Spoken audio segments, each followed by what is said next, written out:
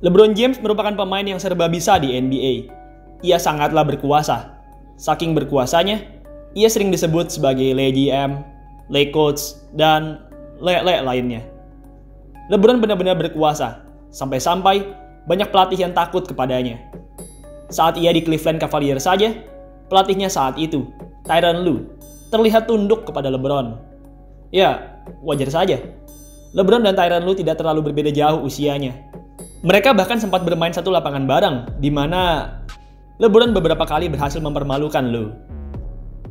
BTW guys, buat kamu yang lagi nyari kaos-kaos basket, Mimin Ina Basketball jual nih.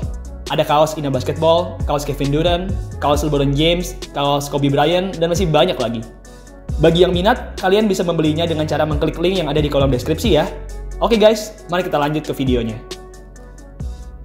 Nah, melihat LeBron James yang sepertinya merupakan pelatih rahasia di timnya, saya jadi berpikir, apakah seorang pemain bisa menjabat sebagai pelatih juga di timnya? Jadi, maksud saya, pemain ini selain bermain sebagai seorang pemain, ia juga menjabat sebagai pelatih dan melatih rekan-rekannya. Apakah itu bisa? Jawabannya, bisa. Di sepanjang sejarah NBA, sudah terdapat 40 pemain yang juga menjabat sebagai pelatih. 40 orang ini disebut juga sebagai player coach, atau yang dalam bahasa Indonesia disebut juga sebagai pemain pelatih. Banyak pemain bintang yang pernah menjadi player coach di NBA. Salah satu contoh player coach yang paling populer adalah Bill Russell. Pada tahun 1966, pelatih Celtics sebelumnya, Red Auerbach, menyerahkan bangku kepelatihannya kepada pemainnya sendiri, yaitu Bill Russell. Semenjak itu, Russell yang merupakan kapten dari Boston Celtics juga menjabat sebagai pelatih dari Boston Celtics. Russell sendiri bisa dibilang sangat sukses sebagai seorang player coach. Ia saat itu berhasil meraih 2 gelar juara selama 3 tahunnya menjadi player coach. Ia juga berhasil mencatatkan persentase kemenangan sebesar 66,1%, menjadikannya sebagai player coach dengan persentase kemenangan terbesar kedua di sepanjang sejarah NBA. Selain Bill Russell, Celtics juga rupanya pernah mempunyai seorang player coach lain di franchise mereka. Center era 70-an, Dave Cowens, pernah menjabat sebagai player coach di Boston Celtics. Oh ya, ngomong-ngomong, Cowens ini merupakan player coach terakhir di NBA. Ia menjabat sebagai player coach pada musim 78-79. Oke, jadi Cowens ini punya kisah yang cukup menarik mengapa ia bisa dijadikan sebagai player coach. Cowens tadinya merupakan pemain biasa. Lalu pada awal musim 78-79, Celtics punya rekor yang amat buruk. Mereka saat itu hanya bisa mencatatkan 2 kemenangan dan 12 kekalahan. Menyadari hal ini, General Manager Celtics saat itu, Red Auerbach, memutuskan untuk memecat pelatih Celtics, Seth Sanders. Usai dipecat, Auerbach pun kemudian mengeluarkan jurus ninjanya dan menjadikan salah satu pemainnya, yaitu Dave Cowens, sebagai pelatih. Secara mengejutkan, Cowens berhasil tampil cukup apik sebagai pelatih. Ia memang belum bisa membawa Celtics meraih banyak kemenangan, tapi paling tidak, rekor kemenangannya lebih baik dari yang pelatih sebelumnya catatkan. Jika Bill Russell merupakan player coach dengan gelar juara terbanyak, dan Dave Cowens merupakan player coach terakhir di NBA, maka untuk urusan player coach dengan jumlah pertandingan terbanyak dipegang oleh Ricky Guerin. Ricky Guerin merupakan seorang shooting guard setinggi 193 cm yang bermain di era 50-an dan 60-an. Ia merupakan seorang pemain yang hebat. Sepanjang 14 tahun karirnya di NBA, ia berhasil mencatatkan 17,3 poin, serta berhasil masuk ke All-Star sebanyak 6 kali.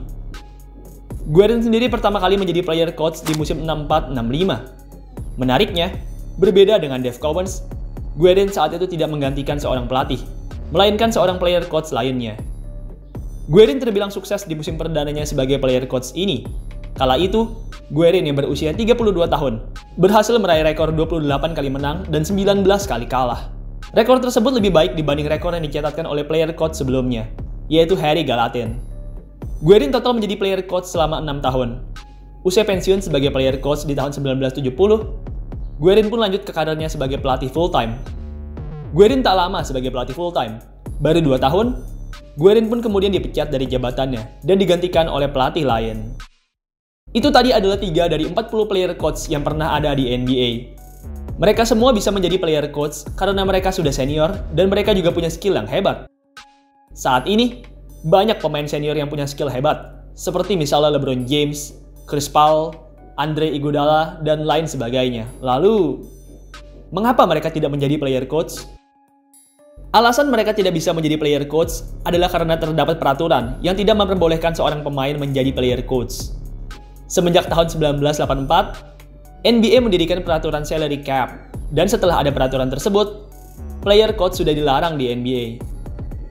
Gaji pelatih tidak masuk ke dalam salary cap, sehingga itu artinya gaji dari player coach bisa dimainkan sesuka hati si pemilik tim. Misalnya nih, Lakers mau mengangkat LeBron sebagai player coach. Lakers menetapkan bahwa gaji LeBron James total adalah $50 juta, yang mana 47 juta sebagai pelatih dan 3 juta sebagai pemain. Nah, dengan trik ini, Lakers dapat menghemat salary cap mereka, sehingga mereka pun dapat merekrut pemain bintang lain ke tim mereka. NBA tidak ingin hal ini terjadi, karena jika hal ini terjadi, maka tim-tim dengan uang yang banyak pasti akan menggunakan trik ini, dan akhirnya level kompetisi di NBA pun menjadi rusak. Bagaimanapun, meski player coach sudah dilarang, tapi dalam prakteknya, banyak pemain veteran yang terlihat seperti pelatih di bench. Pemain seperti Andre Iguodala, LeBron James, Udonis Haslem, Chris Paul terlihat sering memberi arahan kepada para pemain muda. Andre Iguodala bahkan pernah memberikan pattern untuk para pemain Warriors. Hal ini terjadi di musim 2017-2018, di saat Warriors sedang dalam masa kejayaan mereka. Baiklah, jadi intinya, sebelum tahun 1984, player coach itu diperbolehkan di NBA. Banyak sekali tim yang menggunakan pemain mereka sebagai pelatih, dan hal ini merupakan hal yang lumrah di zaman dulu. Tapi di zaman sekarang, sejak NBA menerapkan aturan salary cap, tim-tim NBA tidak boleh lagi menggunakan jasa player coach. NBA takut kalau tim-tim dengan uang yang banyak akan memainkan salary cap dan membuat level kompetisi di NBA jadi berantakan.